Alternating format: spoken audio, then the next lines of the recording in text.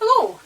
Tonight we're going to, and I'll say attempt, because I think it is an attempt, an old-fashioned steam pudding. So we're going to do a golden syrup one. So fingers crossed. I don't have the right equipment for this, I don't have the proper bowls and things, so that's why I'm saying we're attempting it. We'll see how it turns out. So straight away, what we've done is, I've just got an old Pyrex dish. If you have a proper steam pudding bowl, I would advise you to use it. So really thickly grease this, because obviously ultimately you're needing it to turn out onto a plate, fingers crossed. So in the bottom of that I have got 125 mils of golden syrup. Now obviously another time you could be using it as treacle or even jam, things like that, but tonight we're going to just do basic sponge with the syrup in it. So first and foremost, we have 125 grams of softened butter. Oh, without the hair, wherever that came from. I even tie it up too, you never know where they come from, but thankfully it's not in here. 100 grams of caster sugar, only mine's is granulated because I don't have caster. So just the usual, give this a good cream together.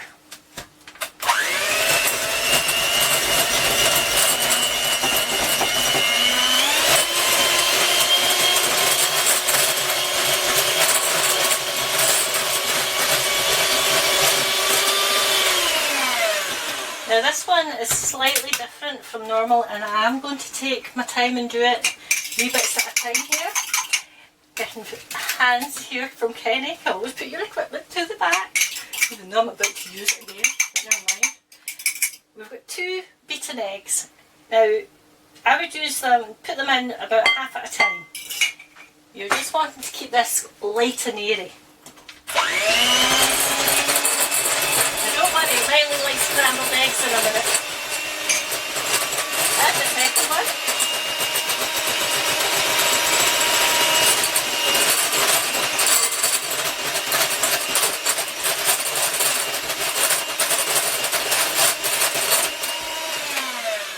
You're always just adding some air into this one, because it's obviously, if you imagine a steam pudding, you know, it is nice and soft and airy. So we are going to do it properly tonight and add a bit of flour and a bit of milk. So what we have here is 225 grams of self-raising flour, and we have 160 mils of milk. So we're just going to add them just 2 or 3 at a time. 2 or 3 at a time, does that even make sense? I don't think it does. No. After you watch me, you'll know what I mean. A bit at a time, 2 or 3 times.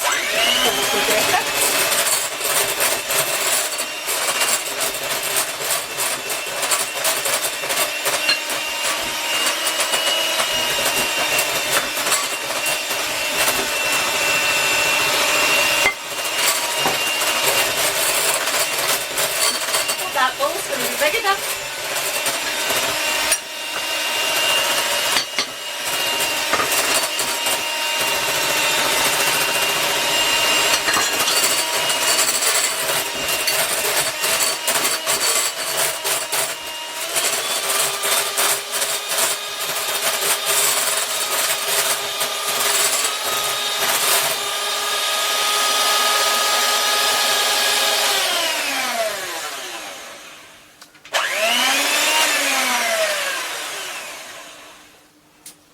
These out the road, and I'll just give it a final stirring with a spoon. Now, so far so good. This is the easy part in my mind anyway, because I am absolutely dreading putting the lid on this. But never mind, we shall see how we go. I might be telling Kenny to cut and we'll come back again in a minute. So all you need to do here is add your mixture to your syrup. Like I say, I'm going to keep my eye on this because I might just have too much for this bowl, in which case I'll just make a couple of cupcakes. Oh no, we're going to be fine. Have faith, Helen, have faith. A bit of confidence. I don't know if I've got confidence in what I'm doing. How can I expect other people to do these recipes? I'll just have a quick scrape off. When was the last time you had an old-fashioned syrup sponge, Kenneth? Yeah, quite a few years now. Probably something that we would still just buy, actually. We just tend to be lazy and buy all these things. This came about actually because somebody had asked me if I would do a Christmas pudding. So I will do it at some point. But my problem with Christmas pudding is I would be better doing it when I've got people up for dinner, because none of us really like Christmas pudding. But that won't stop me making it, especially when I've had a request for it. You're just needing to flatten this out a wee bit. And then, like I say, the next bit's the bit I'm dreading. So what we've got is, I'll just put that off.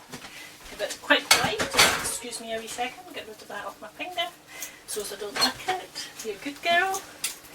So what we've done is I used the big bowl that I just had there, and I've cut out around the big bowl so as it's bigger than this one.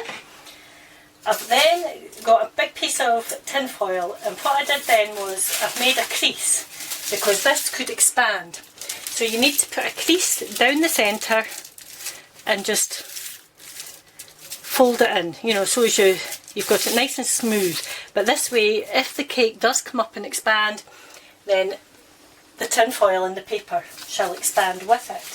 And Kenneth, I did have an elastic band.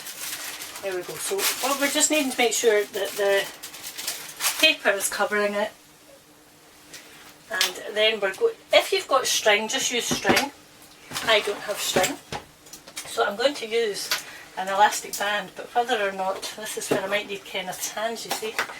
So it might just not work. Right, if we do it this way first. Just punching it in. I just don't know that this is going to work somehow. I'll use my body. Take you round the back here. And then we're just hopefully going to get an elastic band. This is, see, if you've got nice big hands, you'll be fine. I just don't have big hands. Right, we'll just have to put it on and then sort it in a minute. Turn your back to the camera to stitch. I've got my back to the camera, oh god. I'll probably try to pretend nothing, everything's going okay. Ta-da! What you need to do though is bring up your tin foil so as you've not got any that's going to be in the water. Now, so far so good. Then all you have to do is, I've actually got a steaming plate. So if you've got one of these, just put it in the bottom of your pan. If not, just an upturned side dish or a saucer, it'll be fine. In with your pudding on top, and then you're needing to use boiling water, and just about halfway up your dish, put your boiling water in. And then just on a low heat, we're going to cook this for 2 whole hours.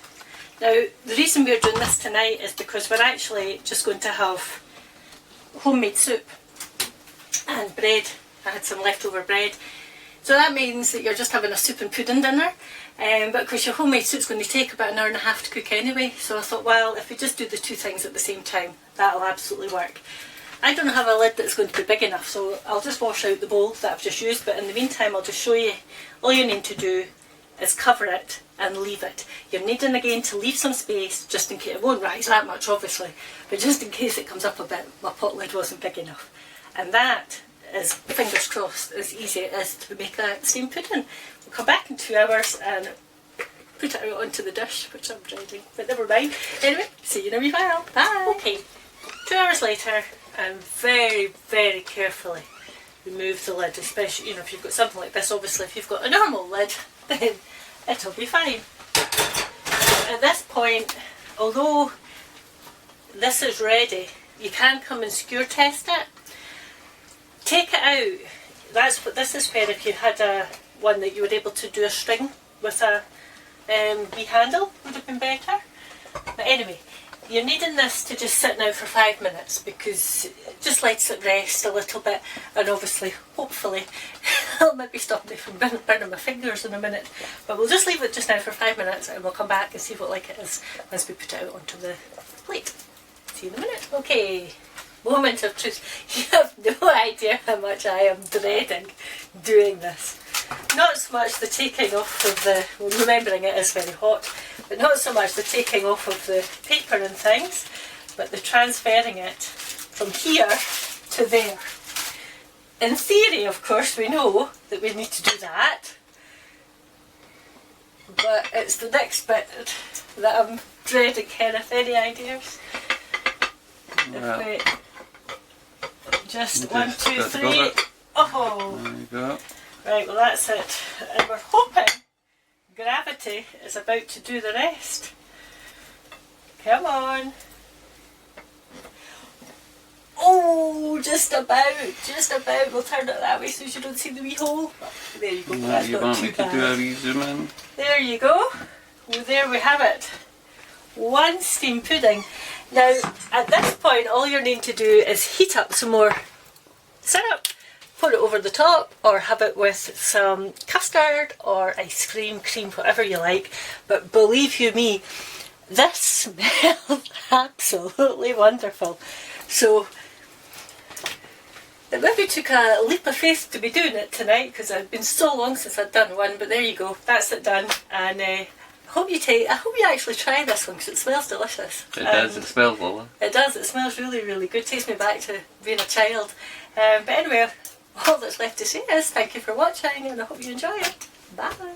Some syrup over the top. Just like yawn. And I defy you to say that does not look yummy scrummy, Kenneth. Yep.